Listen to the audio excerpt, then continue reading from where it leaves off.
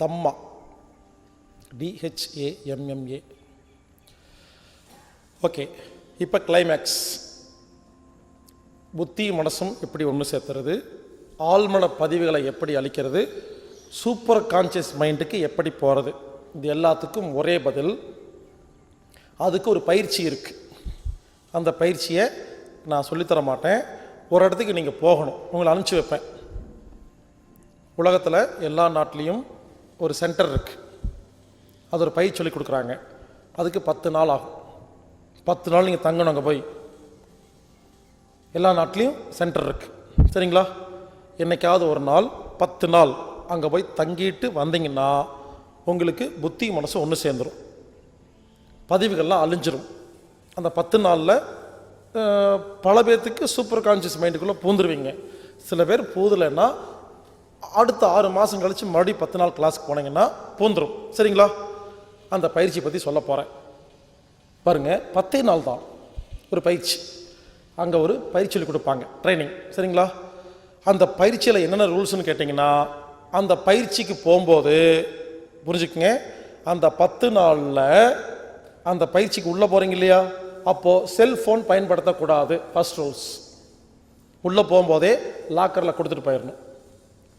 உள்ளே போகும்போது laptop, computer, iPad, iPhone, இந்த வாய்ஸ் ரெக்கார்டர், இந்த மாதிரி எதுவுமே எடுத்துகிட்டு போகக்கூடாது.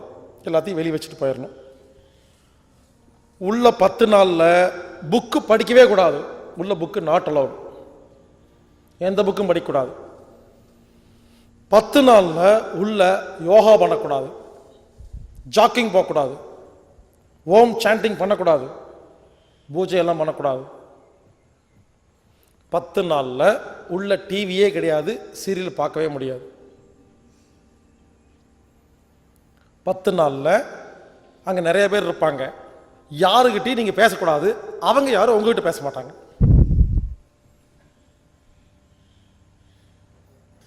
10 நாளில் ஃபீஸே கிடையாது, ஃப்ரீ. 3 நேரம் சோறு போடுவாங்க, தனியாக வீடு ரூம் கொடுத்துருவாங்க, அட்டாச் பாத்ரூம், பெட்டு, தலைகாணியெல்லாம் கொடுத்துருவாங்க, ஃபேனு. நீங்கள் என்ன பண்ணோம்னா, இங்கே பாருங்கள், உள்ளே போயிட்டு கேட்டுக்குங்க எப்படி பயிற்சி. ஃபஸ்ட் டே, முதல் நாள் எப்படி பயிற்சின்னு சொல்கிறேன். காலையில் 4:30 மணிக்கு பெல் அடிப்பாங்க. பேச்செல்லாம் கிடையாது, பெல் அடிப்பாங்க. ரூமில் தூங்கிட்டு இருந்தீங்கன்னா வந்து பெல் அடிப்பாங்க, கிணின்னு. பேசலாம் மாட்டாங்க, எந்திரி சொல்ல மாட்டாங்க. பெல் அடித்தா எந்திரிக்கணும்னு அர்த்தம். எந்திரிச்சா போயிடுவாங்க. 4-4:30 அரை மணி நேரத்தில் பாத்ரூம் போயிட்டு மூஞ்சியெல்லாம் கழுவிட்டு குளிச்சா குளிக்கலாம், இல்லைன்னா இல்லை. போய் என்ன பண்ணுறீங்க, ஒரு பெரிய மெடிடேஷன் ஹால் இருக்கும். அங்கே ஒரு கட்டமாக குஷன் போட்டிருப்பாங்க, தலங்காணி. உங்கள் பேர் எழுதியிருக்கும் அதில். அங்கே தான் உட்காரணும், வேறு எங்கேயும் உட்காரக்கூடாது. அவ்வளோ குட்டி தலங்காணி. அங்கே போய் உட்காந்துக்கணும். கரெக்டாக 4:30 மணிக்கு கண்ணை மூடி சும்மா பேசாமல் உட்காந்துருக்கணும். ஒன்றும் பண்ணக்கூடாது. கண்ணை மூடி பேசாமல் உட்காந்துருக்கணும். நோ சாண்டிங், நோ மூச்சு பயிற்சி, நோ நத்திங். ஓகே, பேசாமல் உட்காந்துருக்கணும். 6 மணிக்கு பெல் அடிப்பாங்க. எழுந்திரிச்சு ரூமுக்கு போயிடணும். ரூமுக்கு போயிட்டு குளித்து ஃப்ரெஷ் பண்ணி ரெடி ஆகிட்டு ஒரு 7 மணிக்கு வந்தீங்கன்னா டைனிங் ஹால் இருக்கும், சாப்பாட்டு கூடம். அங்கே சாப்பாடு எல்லாமே இருக்கும். யாரும் பரிமாற மாட்டாங்க. உங்களுக்கு என்ன வேணுமோ நீங்களே போட்டு சாப்பிட்டுக்கலாம். எல்லா ஐட்டம் இருக்கும், அன்லிமிட்டெட். சாப்பிட்டு 9 மணிக்கு மறுபடியும் அதே இடத்துல வந்து மெடிடேஷன் ஹாலில் உட்காரணும். ஒரு 11 மணிக்கு பெல் அடிப்பாங்க, எந்திரிச்சு மறுபடியும் ரூமுக்கு போயிடணும். 11, 12 மதிய சாப்பாட்டு டைம். மறுபடியும் 2 மணிக்கு பெல் அடிப்பாங்க, போய் உட்காரணும். 5 மணிக்கு பெல் அடிப்பாங்க, எந்திரிச்சு டிஃபன் சாப்பிட போகணும், நைட்டு டின்னர். 7 மணிக்கு பெல் அடிப்பாங்க, வந்து உட்காரணும். 9 மணிக்கு பெல் அடிப்பாங்க, எழுந்திரிச்சு ரூமில் போய் தூங்கிடணும். இதுதான் முதல் நாள் பயிற்சி. இங்கே பாருங்க, இதே தான் 10 நாளும் பயிற்சி. பேசாமல் இருக்கணும். இந்த உலகத்திலேயே கஷ்டமான வேலை என்னன்னா ஒன்றுமே பண்ணாமல் சும்மா இருக்கிறது. வடிவேலு ஒரு படத்தில் 1 மணி நேரம் ஒன்றும் பண்ணாமல் சும்மா இருன்னு சொல்லி சேலஞ்ச் பண்ணி எவ்வளோ பெரிய பிரச்சனை வந்துச்சு. 10 நாள் இருந்தால் எப்படி இருக்கும் புரிஞ்சுக்குங்க. ஒரு கண்ணாடி டம்ளரில் அழுக்கு தண்ணி இருக்குன்னு வச்சுக்கோங்களேன். அது அழுக்கை வந்து எப்படி செட்டில்மெண்ட் பண்ணுறது? கலக்கிட்டே இருந்தால் செட்டில் ஆகுமா? ஒன்றுமே பண்ணாமல் சும்மா வச்சா அந்த அழுக்கெல்லாம் கீழே செட்டில்மெண்ட் ஆயிருமா? மனதும் அந்த மாதிரி தான். ஒன்றுமே பண்ணாமல் சும்மா இருந்தால் சப்கான்ஷியஸ் மைண்ட் இருக்க எல்லா ரெக்கார்டும் அழிஞ்சிரும், மனசும் புத்தியும் ஒன்று சேர்ந்துடும், சூப்பர் கான்ஷியஸ் மைண்டுக்குள்ளே பூந்துடும். இது வரைக்கும் யாருமே அந்த மாதிரி பண்ணினதே இல்லை. என்னைக்காவது யாராவது சும்மா இருந்திருக்கிறோமா? 1/2 மணி நேரம் சும்மா இருந்தால் போதும். ஒரு ஃபோன் எடுத்துகிட்டு நான் சும்மா இருக்கிறேன்னா போர் அடிக்குதுன்னு கல்லை இங்கே பேச வேண்டியது, மொக்கை போட வேண்டியது, பொங்கல் போட வேண்டியது, கல்லை போட வேண்டியது. ஏன் சும்மா இருக்க முடியாது? பல பேர் ஒரு வீட்டில் சும்மா இருக்க பாருங்க, தனியாக இருக்குமா ஃபோன், நான் தனியாக இருக்கிறேன். நீ உங்கூட தனியாக இருக்கிறக்கே போர் அடிக்குதுன்னா மற்றவங்க வந்து எப்படி இருக்கும்? Catch my point? உங்க கூட நீங்க இருக்கிறக்கே பிடிக்கலையே, வேற யாருக்கு பிடிக்கும்? ஞானிகளுக்கு தனியாக இருக்கிறத பிடிக்குங்க. ஏன்னா நம்ம கூட நம்ம வாழ்றது சந்தோஷமான விஷயம். அப்போ தான் மற்றவங்க கூட வாழ முடியும். உங்க கூட நீங்களே வாழ முடியல ஒரு தனி ரூமில், எவ்வளோ கொடுமையாக இருக்கு உங்களுக்கு. அப்போ நீங்கள் கொடுமையாக இருக்கீங்கன்னு அர்த்தம். இங்கே பாருங்க, என்ன சொல்ல வரேன்னா, இங்கே பாருங்க அந்த பயிற்சி சொல்கிறேன், அது எப்படி வேலை செய்யுதுன்னு சொல்லட்டுங்களா? அதாவது ஒன்றுமே பண்ணாமல் சும்மா உட்கார்ந்தும் பொழுது நம்ம மனசு இருக்கு இல்லைங்களா, மெதுவாக கீழே இறங்க ஆரம்பிக்கும். எவ்வளோ நேரம் சும்மா உட்காந்துருக்குமோ அவ்வளவு கீழே இறங்கும். முதல் நாள் உட்காடுறீங்களா, கான்சியஸ் மைண்டில் கொஞ்சமாக இறங்குங்க. நான் சும்மா அப்ராக்சிமேட்டாக சொல்கிறேன், ஒவ்வொருத்தருக்கு வேறு மாதிரி இறங்கும். சும்மா ஒரு புரியிருக்காங்க. முதல்ல கொஞ்சம் இறங்கும், அடுத்த நாள் கொஞ்சம் இறங்கும், அடுத்த நாள் இப்படி 3வது நாள் இல்லை 4வது நாளில் உங்களுக்கு சப்கான்ஷியஸ் மைண்டுக்குள்ளே முதல்ல உள்ளே போவீங்க. சில பேர் முதல் நாளே போயிடுவாங்க, சில பேர் 4 நாள் ஆகும். புரிஞ்சுக்குங்க, அந்த சப்கான் உள்ளே போகுது இல்லையா, அப்படி மெதுவாக இறங்கும் பொழுது நிறைய பதிவுகள் இருக்கு இல்லையா, அதெல்லாம் ஞாபகத்துக்கு வரும். நான் சொன்னேன் பார்த்தீங்களா, சப்கான்ஷியஸ் மைண்டில் ஒரு பதிவு இருந்தால் அந்த இடத்துக்கு போனால் வெளியே போயிடும் சொன்ன பார்த்தீங்களா. அழிக்க வேண்டாம், அந்த இடத்துக்கு போனால் போதும் இல்லையா. ஒன்றுமே பண்ணாமல் சும்மா இருந்தீங்கன்னா 1,00,000 லேயர் இருக்கிறதா சொன்னேன் இல்லையா சப்கான்ஷியஸ் மைண்டில். 1, 2, 50, 100ன்னு மெதுவாக இறங்கிட்டு வருங்க. இறங்க இறங்க நிறைய பதிவு இருக்குமா, அது ஒவ்வொன்றா உங்களை விட்டு வெளியே போகும். இப்படி எவ்வளோ நேரம் சும்மா உட்காந்துருக்கிறீங்களோ எல்லா பதிவும் அழிஞ்சு கடைசியாக சூப்பர் கான்ஷியஸ் மைண்டுக்குள்ளே பூந்துடும். அங்கே போயிடுச்சுன்னா நடந்தது, நடந்துட்டுருக்கிறது, நடக்க போகிறது எல்லாமே நமக்கு தெரியும். ஒரு சுத்தும். இதில் என்ன ஒரு காமெடினா, நேற்று நடந்தது முதல்லையும் 10 வருஷம் முன்னால் நடந்தது லேட்டாகவும் தெரியாதுங்க. புரிஞ்சுக்குங்க, நேற்று நடந்தது ஆழமாக பதிவாயிருக்கலாம், 10 வருஷம் முன்னால் நடந்தது மேலே பதிவாயிருக்கலாம். ஸோ முதல்ல மேலே பதிவானது தான் ஞாபகத்துக்கு வரும், டைம் கணக்கில்ல, வீரியம் தான் கணக்கு. முதல்ல சின்ன சின்ன கோபங்கள், சின்ன சின்ன கவலைகள், சின்ன சின்ன டென்ஷன்லாம் முதல்ல வெளியே வருங்க. அங்கே உட்கார்ந்துருக்கும் போது எப்படி தெரியுமா இருக்கும், இங்கே பாருங்க, எல்லாரும் கண்ணை மூடி உட்காந்துருப்பாங்களா, யாரும் கண்ணை திறக்க மாட்டாங்க. ஏன் தெரியுமா, பயமாக இருக்கும், எல்லாம் அழுதுட்டு இருப்பாங்க பல பேர். ஏன், அந்த எண்ணம் வரும், அந்த இறங்கி வருதா கீழே. அப்போது கவலை, கோபம், டென்ஷன் நடந்த அந்த நாள் ஞாபகம் வருமா, அந்த நாள் ஞாபகம் வரும்பொழுது அப்படின்னு கோபமாக டென்ஷனாக எல்லோரும் உட்காந்துருப்பாங்க. இங்கே பாருங்க, தைரியமாக இருங்க, பயப்படாதீங்க. அந்த 10 நாளில் ஒரு விஷயத்துக்கு கோபப்பட்டீங்கன்னா மறுபடியும் உங்கள் வாழ்க்கையில் அந்த விஷயத்துக்கு கோபமே பட முடியாது. இதான் ரூல்ஸ். இப்போ நாம ஒரு விஷயத்துக்கு கோவப்படும் பொழுது திரும்ப திரும்ப அந்த விஷயம் மறுபடியும் நினைக்கும் போது கோவம் வருதா? ஏன்? இது பதிவு மேலே அடிச்சிருது, மேல் மனது தான் ஆடுது. அங்கே அப்படி இல்லை, அங்கே மேல் மனசு 0 ஆயிரும். அந்த 10 நாள் பயிற்சியில் ஒரு கோபமான விஷயத்தை நினைச்சு பார்த்துட்டீங்கன்னா அது என்ன தெரியுமா அர்த்தம்? அந்த கோபம் உங்களை விட்டு வெளியே போயிடுச்சுன்னு அர்த்தம். இனிமேல் வெளியே வந்ததுக்கு அப்புறம் அந்த கோபத்துக்காக கோபப்படவே முடியாதுங்க. இதான் ரூல்ஸுங்க. அந்த இடத்துக்கு போயிட்டீங்களா, ஞாபகம் வருதா? வெளியே போயிடுச்சு. அப்புறம் கொஞ்ச நேரம் அமைதியாக இருக்கும், அப்புறம் மெதுவாக இறங்கும். அடுத்த கோபம், டென்ஷன், பயம் இருக்கா? ஒவ்வொன்றா ஞாபகம் வருங்க. சொன்னால் நம்ப மாட்டீங்க. 40 வருஷத்துக்கு முன்னால் பள்ளிக்கூட ஸ்கூலில் படிக்கும்போது பக்கத்தில் ஒரு பையன் காம்பஸ் எடுத்து குத்துறதெல்லாம் ஞாபகத்துக்கு வரும். நமக்கே தெரியாது, அட இதெல்லாம் ஞாபகம் வச்சுருக்கோமான்னு. இப்படி நமக்கே தெரியாமல் பல விஷயங்கள் பதிவு பண்ணியிருக்கோமா? ஒவ்வொன்றா வெளியே வரும்பொழுது கோபம், டென்ஷன், பயம் உட்காந்துருப்போம். புரிஞ்சுக்குங்க, அந்த கோபத்துக்கு அந்த டென்ஷனுக்கு மறுபடியும் உங்கள் வாழ்க்கையில் வரவே வராது. இப்படி 10 நாள் உட்காந்து எல்லா ரெக்கார்ட்ஸையும் அழிச்சிட்டு 10ஆவது நாள் வெளியே வந்தா இனிமேல் இந்த உலகத்தில் நம்ம கோபம் வரும், டென்ஷன் வரும். ஆச்சரியமா இருக்குங்க. 10 நாள் பயிற்சி முடிச்சு வெளியே வரீங்க இல்லையா, வந்தா ஏற்கனவே கோவப்பட்ட விஷயத்துக்கு, டென்ஷனான விஷயத்துக்கு நீங்க கோபப்பட முடியாதுங்க. அது மெமரியா மாறிடும். எவ்வளவு சிம்பிள் பயிற்சி.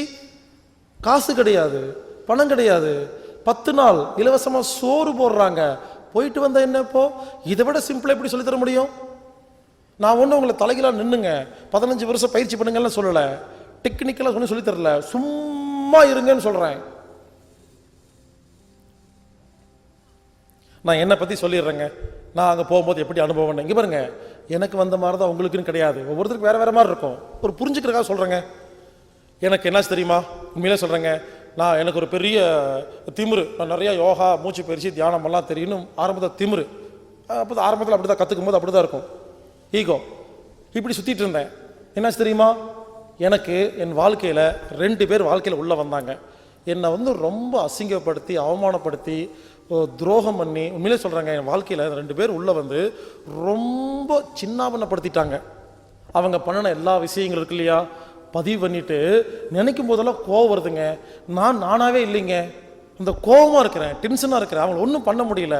ஏன்னா எதிரிகளே அழிச்சிடலாம், துரோகிகளையும் கூடவே இருந்து குளிபறிக்கிறவங்களும் ரொம்ப கஷ்டங்க. ஏன்னா அது ஃபீலிங்ஸ் சம்மந்தமாயிரும். அப்போ என்னாச்சு, நிறைய பதிவுகள்ங்க. அவங்க மேலே கோபம், ஆனால் கோபப்படக்கூடாதுன்னு புத்தி சொல்லுது, மனசு கேட்க மாட்டேங்குது. கடைசியில் என்ன தெரியுமா, அவங்கள கொலை பண்ணாதான் நிம்மதின்னு முடிவு பண்ணிட்டேங்க. என்ன அந்த அளவுக்கு கோபம், முடியல, என்னால் தாங்க முடியல. இதுக்கு இவ்வளோ யோகா, மூச்சு பயிற்சி தெரிஞ்சவன் கொலை பண்ணு சொல்லுதுங்க. உண்மையிலே சொல்கிறேங்க. அப்புறம் தான் புரிஞ்சுது ஏன் கொலை பண்ணுறாங்கன்னு. சொல்லுது கொலை பண்ணு, அப்போ தான் நிம்மதியாக இருப்பேன்னு. அந்த நேரத்தில் தாங்க இந்த பயிற்சிக்கு நான் போனேன். நல்லா கேளுங்க. முதல் நாள் போய் உட்கார்ந்தேன். ஒரு நாள் ஃபுல்லாக உட்கார்ந்த உடனே அன்னைக்கு நைட்டு 9 மணிக்கு வீட்டுக்கு போடும்போது சூப்பராக பிளான் பண்ணிட்டேன் எப்படி கொலை பண்ணுறதுன்னு. இதுலேருந்து என்ன சொல்ல வரேன்னா, ஒரு நாள் தியானம் பண்ணால் கொலை பண்ணுறதுக்கு தான் ஐடியா கிடைக்கும். ஏன்னா கான்சியஸ் மைண்டில் தான் யோசிச்சிருக்கிறேன், சப்கான் உள்ளே போவே இல்லை. 2ஆவது நாள் உட்காந்து யோசிச்சுங்க, புரிஞ்சுக்குங்க, மெதுவாக கீழே இறங்கி வருது. 2ஆவது நாள் நைட்டு 9 மணிக்கு வீட்டுக்கு வரும் பொழுது ஒரு முடிவு பண்ணிட்டேன், நான் தான் கொலை பண்ணுவேன், ஆனால் யாருக்குமே தெரியாது, நானே போய் அழுவேன். அப்படி ஒரு பிளான். உடனே பல பேர் எனக்கு ஃபோன் பண்ணி கேட்குறாங்க, அந்த பிளான் என்ன சொல்லுங்க அப்படி.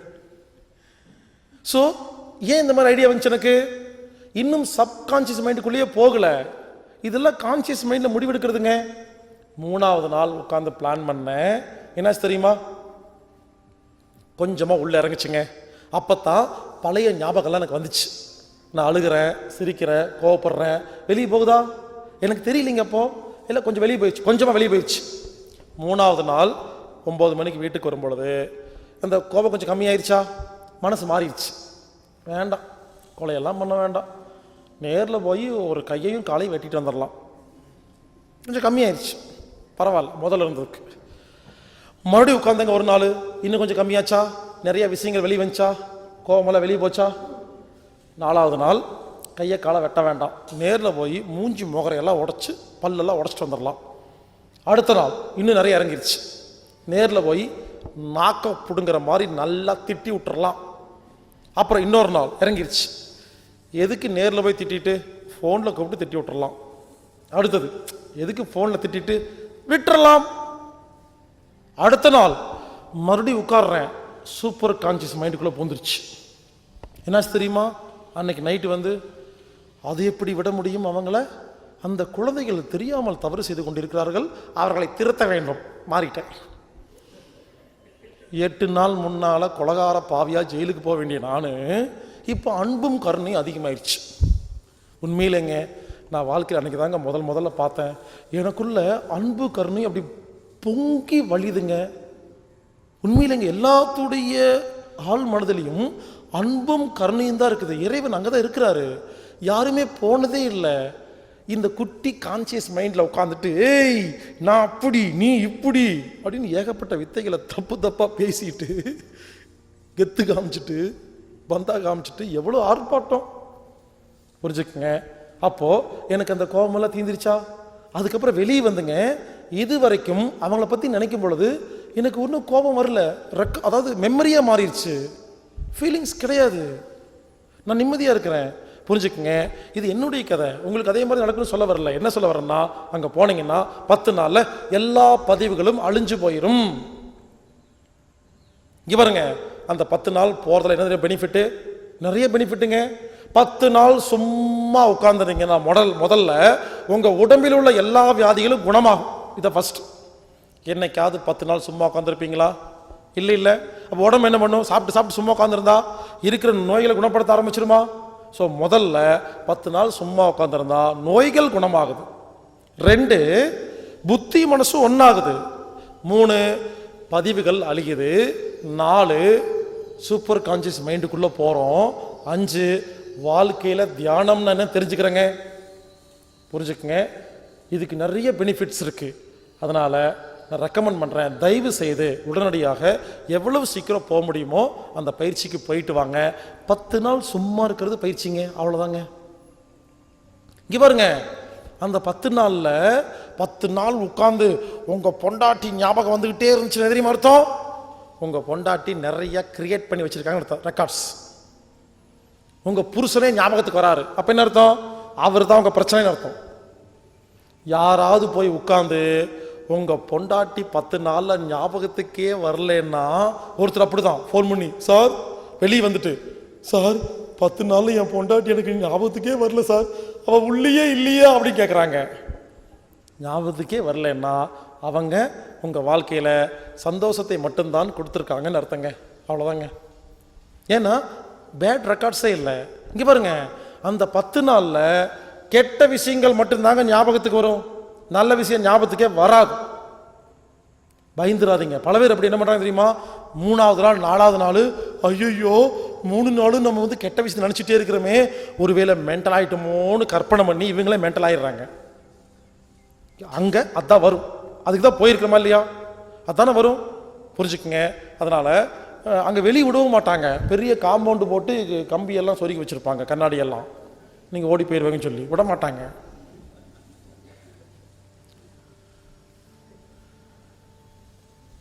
அங்கே போனால் 10 நாளும் அழுதுட்டு தான் இருப்போம், கோபமாக தான் இருப்போம், டென்ஷனாக தான் இருப்போம், பயமாக தான் இருக்கும். பயப்படாதீங்க, அதாவது வெளியே போகுதுன்னு அர்த்தம். நான் சொன்னதை முதல்ல கேட்டு போனீங்கன்னா அங்கே போகும்போது தெளிவாக இருக்குமா? பல பேர் பயந்து ஓடி வந்துடுறாங்க 4 நாள் 5 நாளில், எனக்கு இன்னமும் இருக்க முடியலைங்க, கெட்ட விஷயம் ஞாபகம் வருதுன்னு. இங்கே பாருங்க, ஏற்கனவே சொன்னா நான் வந்து வருஷத்துக்கு ஒரு தடவை 10 நாள் போய் உட்காந்துக்குவேன்னு, அது இதுதான். நைட்டு தூக்கம் வராது, பகலையும் தூக்கம் வராது. ஏன்னா பகல் ஃபுல்லாக சும்மா உட்காந்துருக்கீங்களா, நைட்டே தூக்கம் வரணும். நைட்டில் தூக்கம் வராது, பகலையும் தூக்கம் வராது. நைட்டு ஃபுல்லாக உட்காந்து, நைட்டு வீட்டுக்கு அனுப்புகிறாங்களா 9 மணிக்கு. சில பேர் என்ன பண்ணுவாங்க, வீட்டில் போய் உட்காந்துட்டு என்ன பண்ணுறதுன்னு தெரியாமல் எப்படா 4 மணி வரைக்கும் உட்காந்துருப்பாங்க, காலை போய் உட்காரலான்னு. நைட்டு தூக்கம் வராது, ஏன்னா பகல் ஃபுல்லாக சும்மா உட்காந்துருக்கோமா. ஸோ புரிஞ்சுக்குங்க, நைட்டும் தியானம், பகலிலும் தியானம். நைட்டு தூக்கம் வரலன்னு பயப்படுறது, அங்கே போயிட்டு தூக்கம் வந்தால் தூங்குங்க, இல்லை சும்மா உட்காந்துருங்க, ஒன்றாகாது. இப்படி 10 நாள் எல்லா விஷயத்தையும் அழிச்சிட்டு, இங்கே பாருங்க 11ஆவது நாள் காலையில் உங்களுக்கு செல்ஃபோன்லாம் கொடுப்பாங்க, வெளியெல்லாம் போய் அந்த காம்பவுண்டுக்கு வெளியே போகிறக்கெல்லாம் அனுமதி கொடுப்பாங்க. அப்போ எப்படி தெரியுமா இருக்கும்? 10 நாள் கிளாஸ் முடிச்சுட்டு அப்படி 10 நாள் உலகத்தையே பார்க்கலையா, சீரியல் பார்க்கலையா, யாரையும் பார்க்கலையா, 10 நாளுக்கு அப்புறம் அப்படி வெளியே வந்து உலகத்தை பார்த்திங்கன்னா உலகத்தில் நிறைய பேர் இருப்பாங்களா, யாரை பார்த்தாலும் பைத்தியக்கார உலகமாடா அப்படி சிரிப்பீங்க. இந்த ஞானிகள் ரிஷிகள் முனிகள்லாம் ஒருத்தரை பார்த்து குழந்தாய் அப்படின்னு பேசுறாங்களா இல்லையா? ஏன் குழந்தைன்னா இந்த குப்பை வச்சுட்டு இருக்கிறதெல்லாம் குழந்தைங்க. நீங்க எங்க பாருங்க, ஞானிகள் ரிஷிகள் முனிகள்லாம் பாருங்க, யாராவது கொலை பண்ணிட்டு வந்தா கூட சரி விடுப்பா பாப்பா அப்படின்னு ஒருத்தர் கொலை பண்ண சாதாரணமாக தான் பார்ப்பாங்க. ஏன்னா ஏதோ தெரியாம பண்ணிட்டாப்பா, ஏன்னா அவருக்கு புரிஞ்சு போச்சு எல்லாமே. நீங்க மட்டும் 10 நாள் போயிட்டு வந்துட்டீங்கன்னா யாரை பார்த்தாலையும் காமெடி பீஸ் மாதிரியே இருக்கும், கோபமே வராதுங்க. அப்படி நினைச்சுக்குவோம், ஏதோ சப்கான்ஷியஸ் 4 ரெக்கார்ட் இருக்கு போட்டு சுத்திட்டு இருக்குதுன்னு விட்டுட்டு போயிருவீங்க.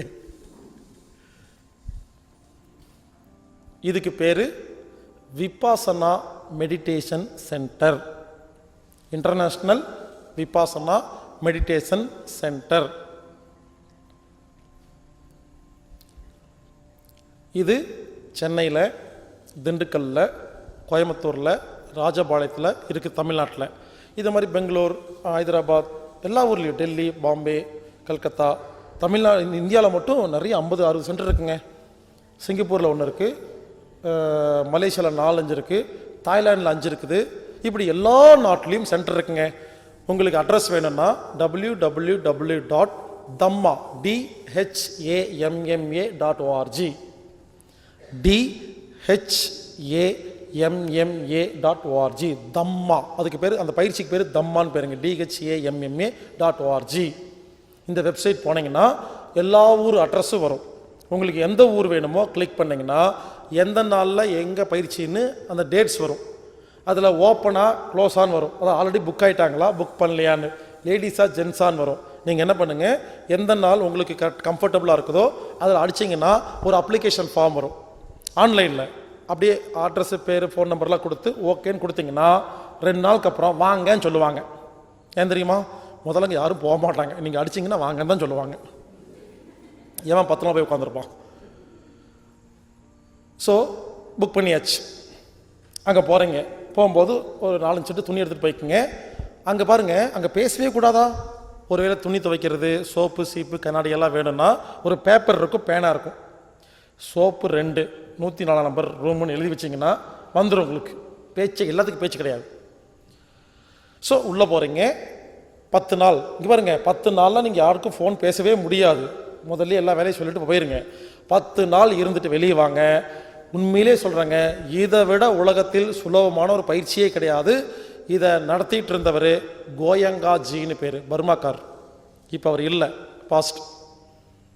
இன்னொரு விஷயம் சொல்கிறேன், ஒரு குருநாதர் உயிரோடு இருக்கும் பொழுது மட்டும்தான் ஒரு ஆசிரமம் ஒழுங்காக வேலை செய்யும். எப்போ ஒருத்தர் போயிட்டாரோ அதுக்கப்புறம் வரவங்க எப்படி இருக்காங்கன்னு தெரியாது. ஸோ எனக்கு தெரிஞ்சு அவர் இருக்கும்போது எல்லாம் ஒழுங்காக இருந்துச்சு. இப்போல்லாம் போகிறவங்கெல்லாம் சாப்பாடு சரியில்லை, அங்கே வந்து கண்ட்ரோல் இல்லை அப்படிங்கிற மாதிரி சொல்லிட்டுருக்குறாங்க. அதனால் நான் இதுக்கு மட்டும் இல்லைங்க, மொத்தமாக சொல்கிறேங்க. நான் ஒன்று ரெக்கமெண்ட் பண்ணுறேன்னா, அந்த குருநாதர் உயிரோடு இருக்கிற வரைக்கும் தான் அது உருப்படியாக இருக்கும். அதுக்கப்புறம் எப்படி இருக்குன்னு தெரியாது. நம்ம கிடைக்கிற வரைக்கும் லாபம், போயிட்டு வாங்க, கற்றுக்குங்க. ஆனால் ரீசெண்டாக ஒரு கம்ப்ளைண்ட், கடந்த 8 வருஷமாக இங்கே பாருங்க, இந்த விபாசனாவை இது வரைக்கும் யாருமே விசிட்டிங் கார்டு போட்டு நோட்டீஸ் அடித்து பிரச்சாரம் பண்ணதே கிடையாதுங்க. நான் தாங்க முதல் இது வரைக்கும் இன்டர்நேஷனல் லெவலில் நிறைய சொல்லியிருக்கேன், யூடியூப் வெப்சைட் நிறைய பேசியிருக்கிறேன். ஏன்னா அது பேசவே மாட்டாங்க. என்ன சொல்கிறாங்க தெரியுமா? யாருக்கு பிராப்தம் இருக்கோ வரட்டும் அப்படிம்பாங்க. இப்படி சொல்லி கடந்த 8 வருஷமாக நான் சொல்லி நிறைய பேர் போயிட்டு வராங்க. ஆனால் என்ன தெரியுமா, ரீசெண்டாக கம்ப்ளைண்ட்டு, எல்லா சென்டர்லேருந்து எனக்கு ஃபோன் வருது. அந்த இன்சார்ஜ் கூப்பிட்றாங்க, சார் நீங்கள் யார், ஹீலர் பாஸ்கர்னு சொல்கிறாங்க, நிறைய பேர் வராங்க, எனக்கு புரியல, இருக்கிறதுலே அதிகமாக நீங்கள் சொல்லி தான் அதிக பேர் வந்திருக்கிறாங்க, நீங்கள் யார், என்ன பண்ணுறீங்கன்னு எல்லா சென்டரும் ஃபோன் பண்ணுறாங்க. ரொம்ப சந்தோஷங்க, நீங்கள் அனுப்பிச்ச ஆளுங்க வந்து குவிஞ்சிட்ருக்குறாங்க, சந்தோஷமாக போகிறாங்கன்னு சொல்லிட்டு கடைசியாக ஒன்று சொன்னாங்க, நீங்கள் அனுப்புகிற ஆள் மட்டும் அதில் வந்து பாருங்கள் ஃபீஸ் கிடையாது, சரிங்களா? ஃபீஸ் கிடையாது. ஃபீஸ் கிடையாதுங்கிறக்காக 10 நாள் தங்குறோமா, சாப்பாடு கொடுக்குறாங்களா, வெளியே வரும்போது இது முடிஞ்ச வரைக்கும் டொனேஷன் கொடுத்துட்டு வரணுமா இல்லையா? டொனேஷன் பேஸ்டு ட்ரஸ்ட்டுங்க அது. அப்போது ஓசிங்கிறக்காக எல்லோரும் ஓசிலியாக போயிட்டு வருது. ஒரு கம்ப்ளைண்ட், நீங்கள் அனுப்பிச்ச ஆள் இது வரைக்கும் யாருமே டொனேஷன் கொடுத்ததே இல்லைங்கிறாங்க. நான் இவங்கெல்லாம் போகணுங்கிற நல்ல எண்ணத்தில் ஃபீஸே இல்லைங்க போயிட்டு வாங்கன்னு பேசிட்டேன் யூடியூப் வெப்சைட்டில். எல்லாரும் ஒன்றுமே எடுக்காமல் போயிட்டு அப்படியே ஓடி வந்துடுறது. என் மானத்தை வாங்கிட்டாங்க. அவங்கெல்லாம் சொல்கிறாங்க, ஹீலர் பாஸ்கர் அனுப்பிச்சு வந்தால் ஒன்றுமே தரமாட்டாங்க, ஓடி போயிடுவாங்க. 10 நாள் சாப்பிட்டோமா இல்லையா, அதை கொடுத்துட்டு வரலாமா இல்லையா? ஸோ மலேசியா போன்ற நாடுகளில் முஸ்லீம்கள் நாட் அலவுட். கவர்மெண்ட் பர்மிஷன் கொடுத்துருக்கு, அதாவது நான் நடத்திக்கிங்க, முஸ்லீம்ஸ் வந்தால் எடுத்துக்காதீங்கன்னு சொல்லியிருக்குது. ஏன்னா இது ஒரு மதம் மாற்றுறதுக்கு அப்படிங்கிற மாதிரி யூஸ் பண்ணிடுவாங்களோன்னு பயந்துட்டு முஸ்லீம் நாடுகளில் சென்டர் இருக்கும், ஆனால் முஸ்லீமாக இருந்தால் அலோவ் பண்ண மாட்டாங்க. அதுக்கு ஒரு ஐடியா கொடுக்குறேன். ஐடி ப்ரூஃபு அட்ரஸ் எல்லாம் கேட்க மாட்டாங்க, உங்கள் பேரை மாற்றி சொல்லிட்டு போயிட்டு வந்துடுங்க, அவ்வளோதான். போகணுன்னு ஆசை இருந்தால் போயிட்டு வந்துடுங்க, பேர் மாற்றி சொன்னால் போதுன்னு கேட்கலாம் மாட்டாங்க. ஸோ தயவுசெய்து உடனடியாக புக் பண்ணிவிட்டு போயிட்டு வாங்க. பல பேர் டிஸ்கஸ் பண்ணுறீங்க, நம்ம போகலாமான்னு. ஹலோ, இந்த மூஞ்சி உற்பத்தி பண்ண கோவத்துக்கு தான் அங்கே போகிறீங்க, எதுக்கு கூட கூட்டிகிட்டு போகிறீங்க? இல்லை டிஸ்கஸ் பண்ணுறாங்க, நம்ம போகலாமா, நீ என்ன போகலாமா அப்படின்னு. இந்த மூஞ்சி அங்கே போய் ஏமாக்குறீங்க, தனித்தனியாக போங்க. ஒரு ஆள் பெங்களூர் போனால் ஒரு ஆள் சென்னை போங்க, அங்கே போய் உட்காந்துட்டு மூஞ்சி பார்த்துட்டு அப்படி ஏறிடும். மறுபடியும் ஒரு நாள் பக்கத்து இறக்குவோம், லஞ்ச் டைமில் பார்க்கும்போது ஏறிடும். அப்புறம் இன்னொன்று, எந்த ஊருக்காவது போங்க, ஏன் தெரியுமா? லாங்குவேஜாக முக்கியம். சும்மா தானே உட்காந்துருக்க போகிறீங்க, எங்கேயாவது கிளம்பி போயிருங்க, நார்த் இந்தியா அங்கே எங்கேன்னு. நான் தமிழ்நாட்டில் வரைக்கும் போனதே இல்லை, ஏன்னா இங்கே இருக்கலாம் நம்ம தெரிஞ்சவங்க, எங்கே போனாலும் நம்மளை பார்த்து அடையாளம் கண்டுபிடிச்சிட்றாங்க.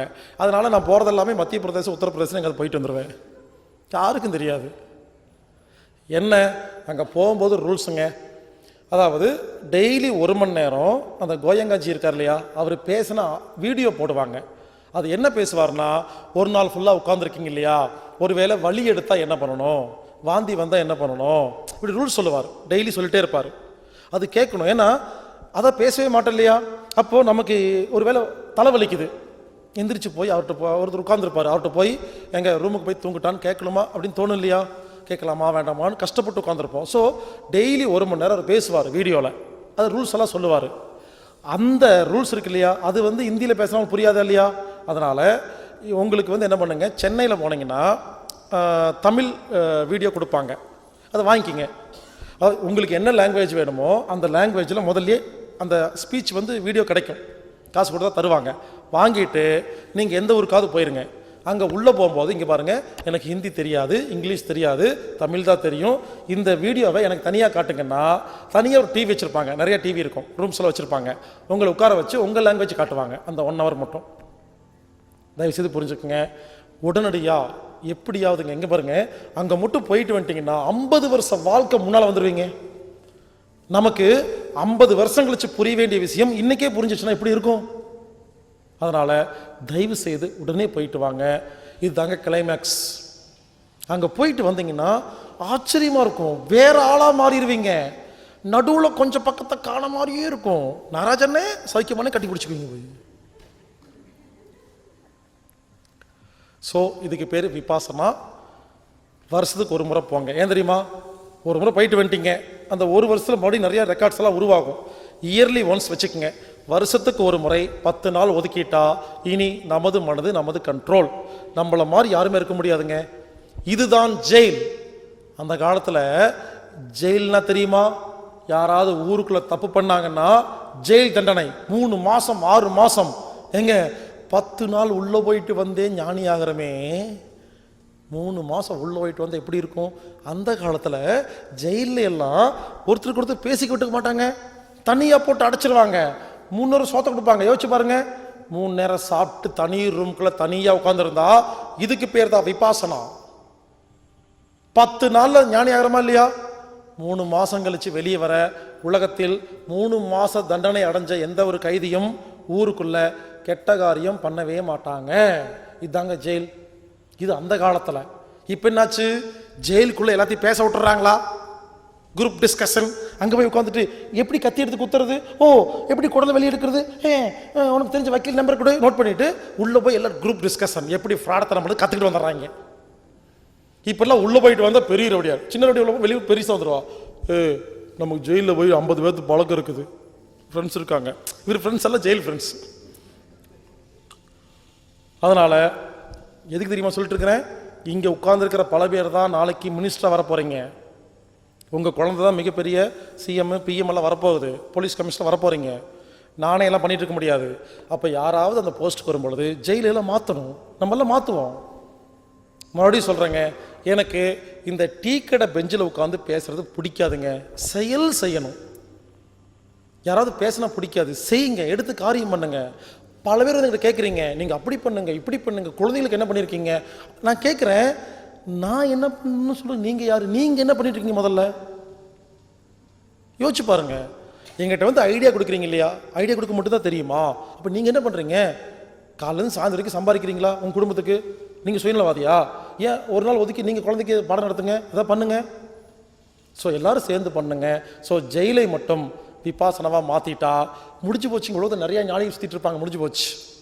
ஸோ தயவு செய்து உடனடியாக எவ்வளவு சீக்கிரம் முடியுமோ ஒரு முறை போயிட்டு வாங்க.